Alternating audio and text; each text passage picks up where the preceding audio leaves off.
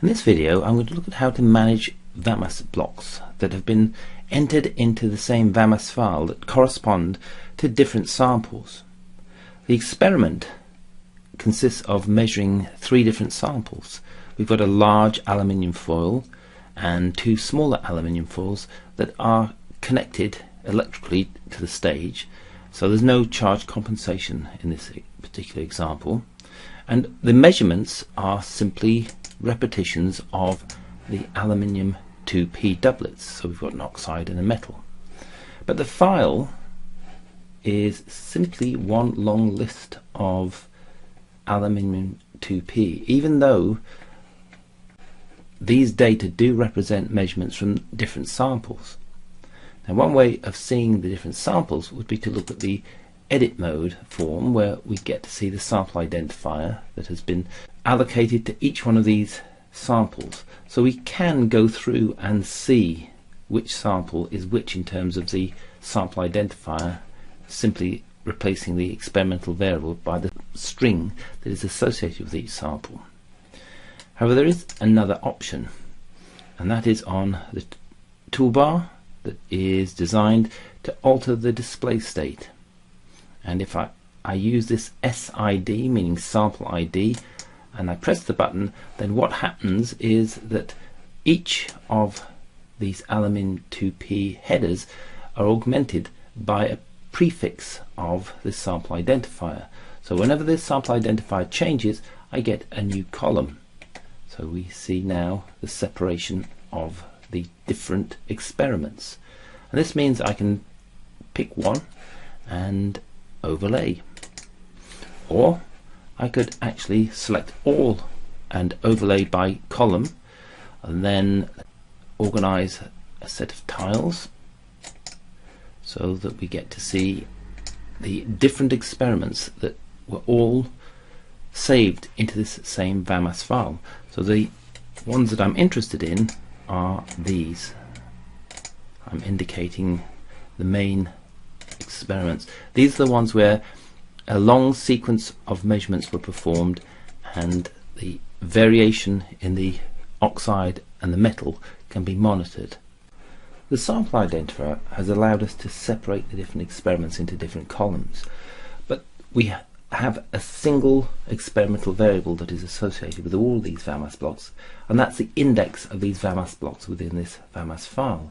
And this is not very useful if I want to trace an evolution of this aluminium 2p as a function of time. So I'd like to translate the experimental variable from the position in the file into the elapsed time between the measurements. So here we are, we've got three different experiments, and what I would like to do is copy each one of these experiments into a different VAMAS file so I can independently adjust the experimental variable based on the elapsed time. In order to move these to a new file, I need to make a selection of just one of these columns at a time, and although I can do it by selecting the column headers, another way of doing it is to make use of the display tiles that we see in the left hand side. So I know these represent the set of spectra from different experiments. In fact, if I click here, you can see how these are indicated as being VAMAS blocks that are displayed in the active tile. And the way I can select only the VAMAS blocks based on the spectra displayed in the active tile is to use the control key and hold the control key down and click, and that will select the VAMAS blocks in the right hand side. Actually, what it will do is it will toggle on and off the selection. So if I click again, you can see it's turned off, and that has an implication. It means that if there are any other VAMAS blocks that are selected in other files, they too will be selected and will not be switched off by toggling using the control key. So if I want to make sure I've got no other selection in any other VAMAS file, I first of all need to click in the right hand side. A left click in the right hand side will produce a deselection of all VAMAS blocks in all files. That's important because when I hold the control key down, I wish to toggle on just the VAMAS blocks that I see in this tile.